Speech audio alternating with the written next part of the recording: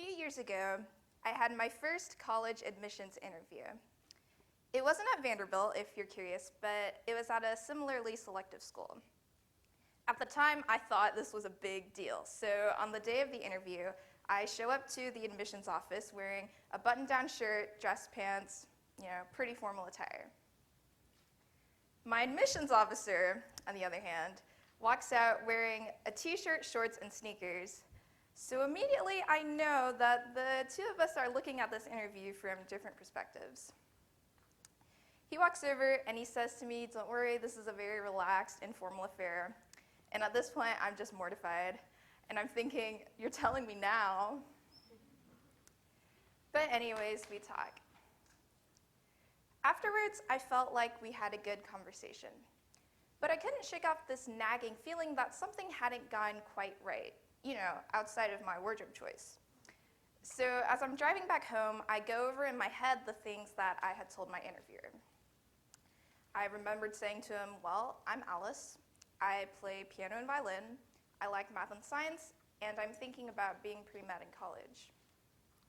And suddenly, I realized that by sharing these traits about me, I'd unintentionally portrayed myself not as a unique candidate, but rather as the walking embodiment of almost every Asian stereotype known to man. If my admissions officer had wanted to check my academic record, he would have also seen the grades and test scores that society has come to, quite frankly, expect from Asian Americans. In short, he would have seen almost all of the Asian stereotypes that society has woven into something called the model minority myth. Now, traits like having all A's and playing piano shouldn't be things to be ashamed of, but at the time, they made me feel guilty. I was reminded of all the times that I'd been perceived and even exemplified as proof of the model minority myth, even though there are millions of Asian Americans who are nothing like what the myth prescribes. But if you're Asian American, or even if you're not, how do you object to stereotypes that sound like compliments?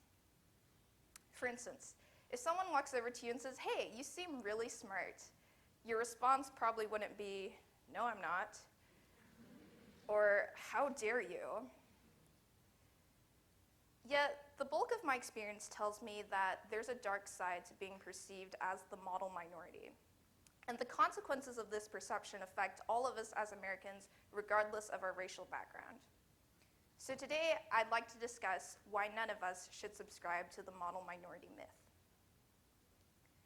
Let's start out by taking a look at some data that haven't gotten nearly as much attention in the media as, say, Amy Chua's battle hymn of the Tiger Mother.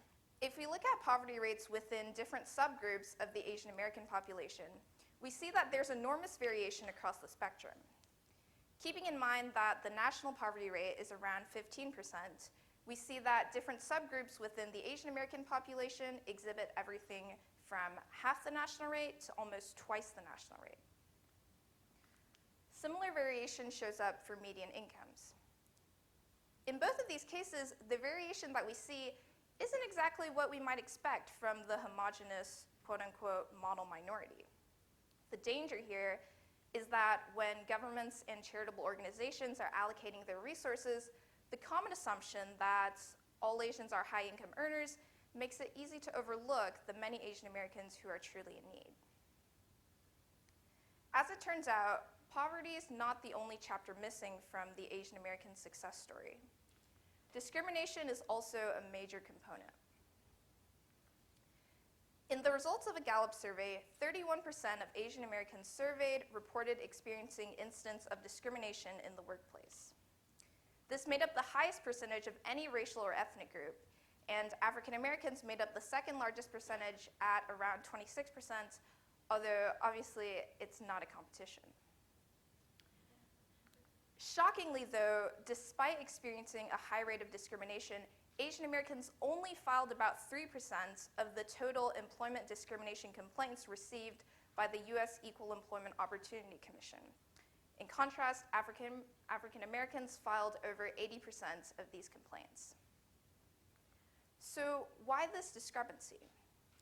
That is, why are Asian Americans so much more reluctant to file these kinds of charges? Could it be that, as a result of the model minority myth, many Asian Americans feel as though a lot of people won't believe in the truth of these kinds of experiences. Another question we can ask ourselves is, why the high rate of discrimination to begin with? Of course, there's no way to pinpoint a single answer to this question, but my contention is that it has something to do with the conceptual divide between Asian Americans and other Americans.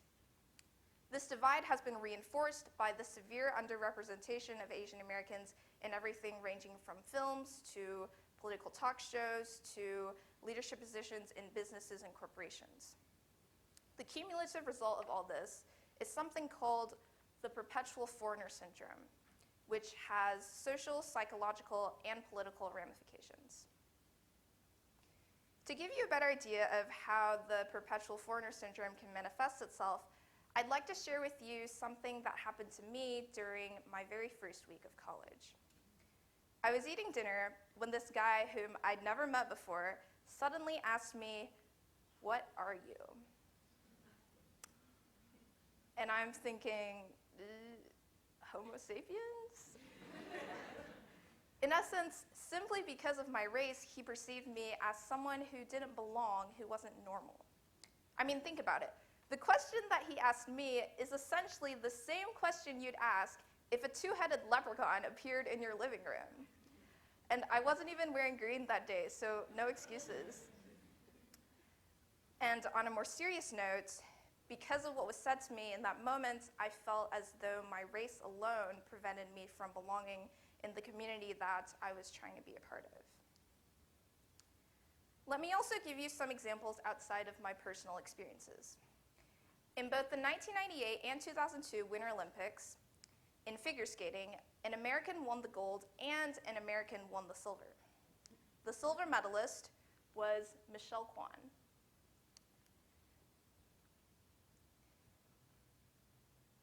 Yet the media announced this set of headlines using American beats out Kwan and American outshines Kwan as though somehow Kwan weren't as American as her teammates.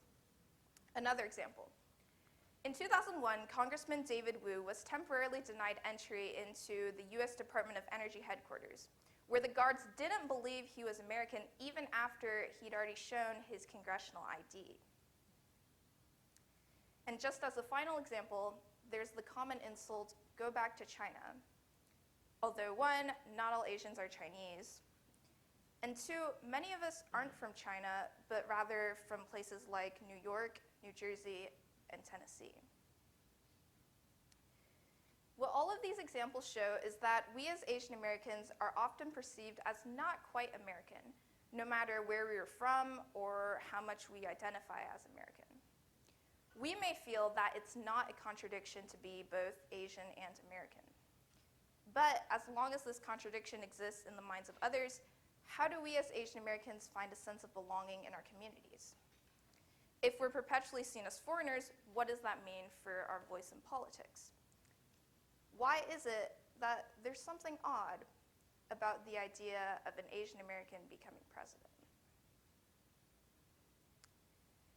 Now, up to this point, I've mentioned a lot of different issues that challenge the model minority myth: poverty, underrepresentation, discrimination, the perpetual foreigner syndrome, and so on. But there's a common theme that ties all of these issues together, and it's this. At its core, the model minority myth really isn't about Asians being smart or Asians being good at math. What the myth is really about is manipulating apparent signs of Asian American success into a tool that denies all of us the right to voice our race-related experiences, whether we're Asian or not. At the end of the day, the model minority myth tells people race is irrelevant because, well, look at the Asians. But the truth is, race still matters. It matters for Asians, it matters for all minorities, and it matters for whites. Regardless of our cultural background, we all have a story that's important to understanding the big picture of race relations in America. We can all contribute to improving these relations by sharing our stories and, very importantly, by keeping an open mind while listening to the stories of others. What we cannot do is let our identities be defined by stereotypes. Because ultimately, we can only move forward as a multicultural society by acknowledging the validity of all of our different experiences. So, if you have a story to share, please do. Thank you.